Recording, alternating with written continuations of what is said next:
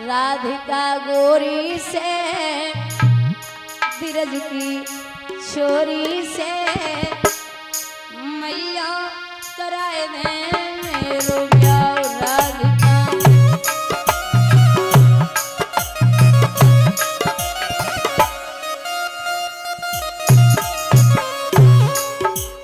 माँ मेरी शादी करा दे।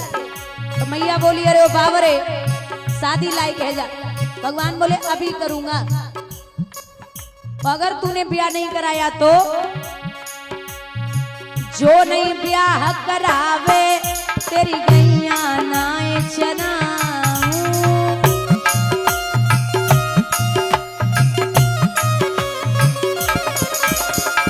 जो नहीं ब्याह करावे तेरी गैया नाए चनाऊं।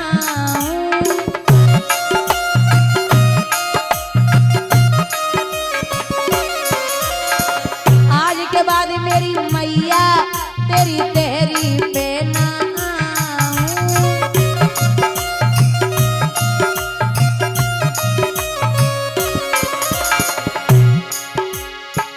आएगा रे मनायो जीत हार का गोरी से बिरज की छोरी से मैया कराए दे मेरो ब्याह।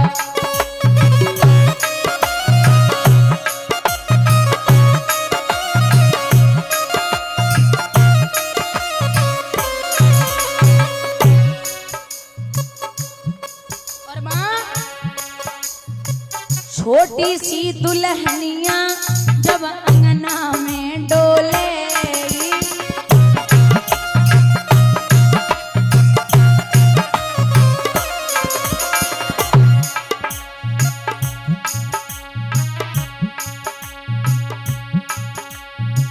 छोटी सी दुल्हनिया जब अंगना में डोलेगी,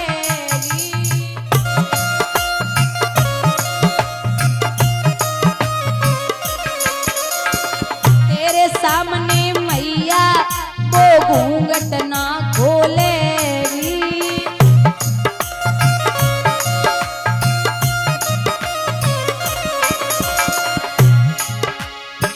दाऊ से जाकर के कहना बैठी द्वार पे राधिका गोरी से बिरज की छोरी से मैया कराए दे मेरो ब्याह।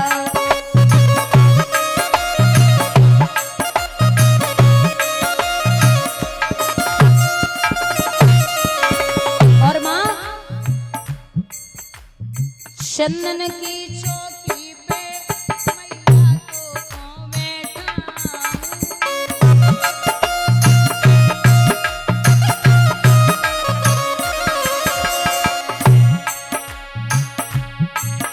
एक चंदन की चौकी पे मैया को बैठा।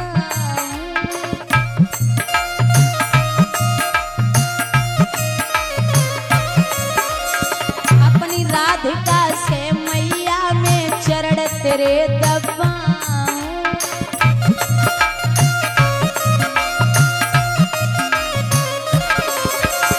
भोजन में बनवाऊंगा अब 56 प्रकार के राधिका गोरी से बिरज की छोरी से मैया कराए दे मेरो ब्याह।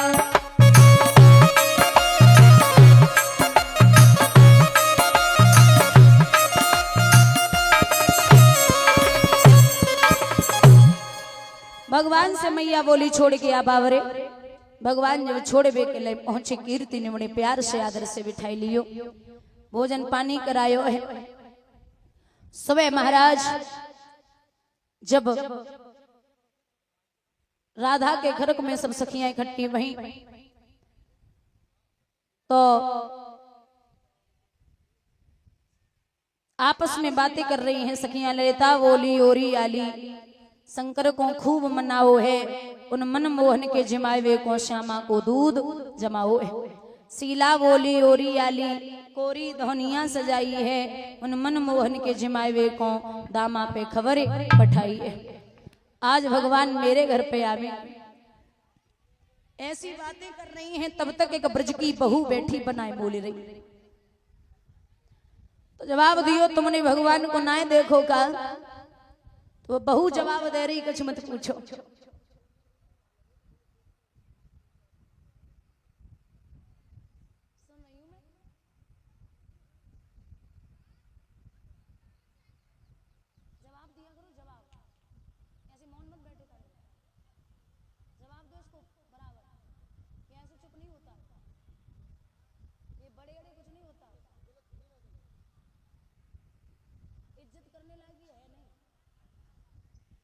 भैया यहाँ जब वो बहू जवाब दे रही कि हमने भगवान को ना देखो, बोले क्यों नहीं देखा? तो ये जो ब्रज की बहू है, दादा बहुत ध्यान से सुनना, ये जो ब्रज की बहू है ना, ये ब्रज में एक सखा था जिसका नाम था सुंदर, और ये सुंदर की पत्नी थी माधवी। ये माधवी का विवाह सुंदर के साथ होने के बाद 5 साल बाद विदा हुई। तो ये माधवी 5 साल तक अपने मायके में रही विवाह के बाद। तो माधवी की मैया ने बात कही थी कि तू ब्रज में किसी से भी बात करना, लेकिन एक सखा होगा, एक ग्वाल होगा कृष्ण नाम का, उससे कभी बात मत करना। बोले क्यों मैया? बोले वो इतना बड़ा छलिया है, अगर तूने उससे बात कर ली तो तू उसी की हो जाएगी। उसकी आंखों में इतना जादू है कि अगर तू उससे बात कर लेगी तो तू उसी की हो जाएगी। अच्छा, ये कह दिया कि वो छलिया है, लेकिन मैया ने जाना है, समझाई कि वो ब्रह्म है। अब माधवी के दिमाग में वही बात बैठ गई कि वो छलिया है, उससे बात नहीं करनी, वो ब्रह्म है, वो छलिया है, उससे बात नहीं करनी। ये माधवी के दिमाग में चलता रहता। जब 5 साल बाद सुंदर विदा करके लाए तो पालकी में बैठ के आई माधवी। बीच रास्ते में कृष्ण से भेंट हुई। तो सुंदर से भगवान बोले, कब भाभी को लेके आयोगा? बोले जी। तो मुझे मुख नहीं दिखाओगे? अरे बोले बिल्कुल, तुम तो मेरे मित्र हो, जाओ सीधे जाओ और जाए के वो पालकी में बैठी है, आप दर्शन करके आओ। सो माधवी पालकी में बैठी, महाराज पर्दा हटाई कृष्ण ने और घूंघट में थी। भगवान बोले भाभी प्रणाम करता हूं, जरा मुख दिखाइए। सो माधवी मुख खोलवे ही वाली रहे, तब तक भगवान बोले जल्दी करो भाभी, मेरी गैया निकली जा रही, मैं यशोदा को बेटा कृष्ण हूं। जो सुनी कि जी कृष्ण है, तो पहले तो इतना पड़ोरे लंबो और डाल लिया। बोले जब वही छलिया है, जाको मेरी मैया ने कही है कि वो कृष्ण को मुख नहीं दिखाना। भगवान दूसरी बार बोले भाभी जरा मुख दिखाइए, नहीं खुला। तीसरी बार भगवान बोले भाभी मैं आपकी सौगंध खाता हूं, अगर आज आपने मुझे अपना चेहरा नहीं दिखाया तो ये कृष्ण वादा करता है कि जीवन में कभी अपना चेहरा नहीं दिखाएगा। इतना कह के भी कृष्ण चले आए, लेकिन माधवी ने अपना मुख नहीं खोला। अब एक कहावत सुनी होगी कि वृंदावन में रहोगे तो राधे राधे कहोगे। अब ब्रज की बहू है, कहां जाएगी? और सबसे बड़ी बात यह है कि कान्हा के मित्र हैं उनके पति, तो दिन रात हरे कृष्ण हरे कृष्ण हरे कृष्ण हरे कृष्ण रटन लगी रहती ब्रज में। लेकिन माधवी पे असर बहुत कम पड़ रहा है, उसके अंदर ये लगा रहता है कि वो छलिया है।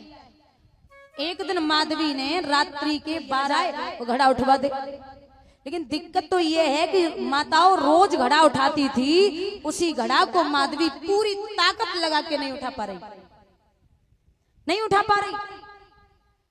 तब तक भगवान ने अपनी माया फैलाई, पैर में पायल है, छम छम की आवाज हुई और सीधे भगवान माधवी के पास पहुंचे। तो माधवी को लगो कोई ब्रज की बड़ी बूढ़ी आई है, तो लंबो से घूंघट कियो और घूंघट करके जब भगवान आगे बढ़ के बोले का घड़ा ना उठे रहो का? बोले जी नहीं उठ रहा, उठवाऊं?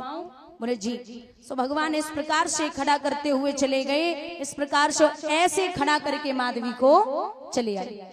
ऐसी ऐसी खड़ी, सोचो 1-2 बजे से खड़ी है, 5 बज गए।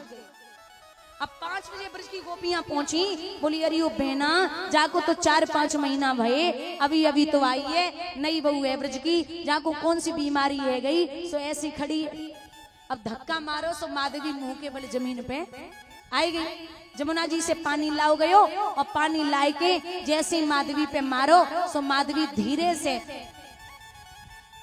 ओठों ही ओठों में बोली, अरे यो दीदी सांवरो सो है, मोर मुकुट है, अब पैर में पायल है और बेनी है, ये है वो है, मोटे मोटे नैन है, मुस्कुराहट तो ऐसी जो आदमी देख ले वो पागल हो जाए, ऐसी बातें कर रही। दूसरी बोले परी बावरी मत बने, जहाँ पे कोई भूत भूत को चक्कर ना है, जहाँ पे यशोदा को पूत चक्कर डाल के चलोगे, जहाँ पे कोई भूत को चक्कर ना है। अब दिन रात माधवी हरे कृष्ण हरे कृष्ण हरे कृष्ण कहती, जो कह रही थी ना कि मैं कान्हा को नहीं मानती, वो दिन रात हरे कृष्ण में लगी।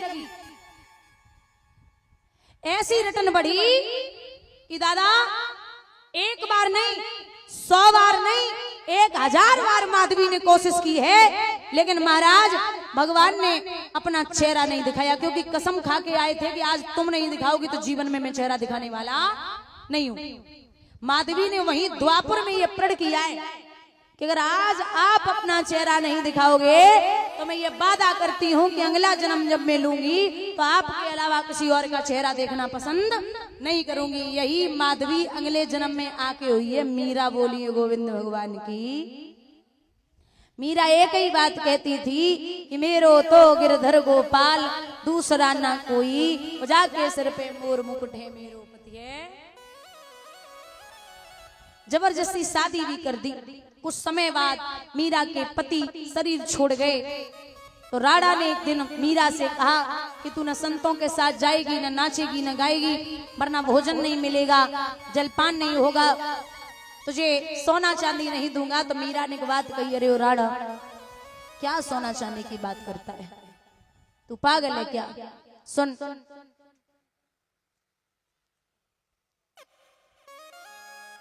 अरे ओ बाबरे, सभी बोलेंगे मेरी वृंदा बन ससुरा संभाल राणा तेरी नगरी, मेरी वृंदा। और हाथ ऊपर उठाके हरि बोल।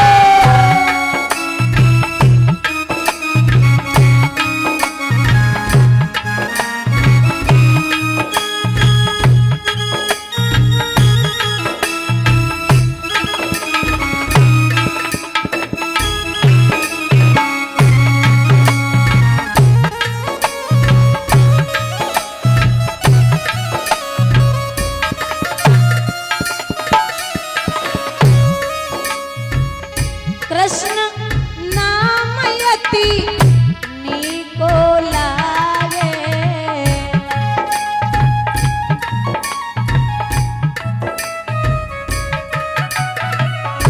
दुनिया को रंग फीको लागे,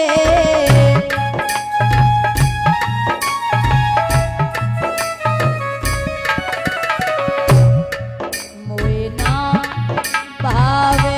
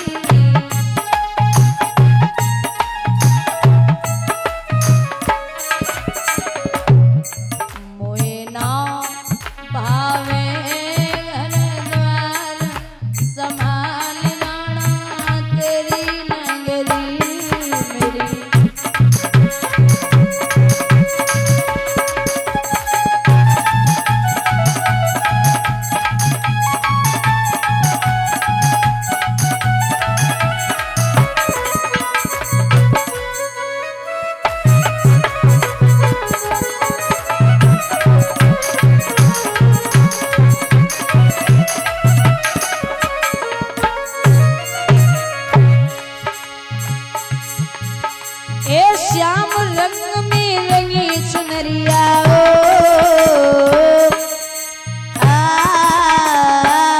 मीरा दीवानी हो गई रे मीरा मस्तानी हो गई ओ मीरा दीवानी हो गई रे मीरा मस्तानी हो गई।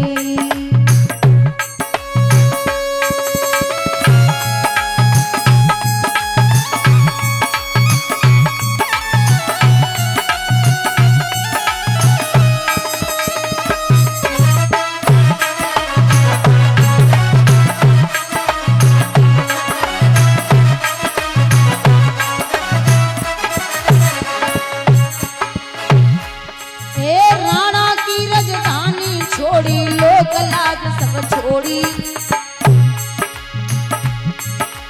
रंग के श्याम के रंग में चूनर मीरा जी ने ओढ़ी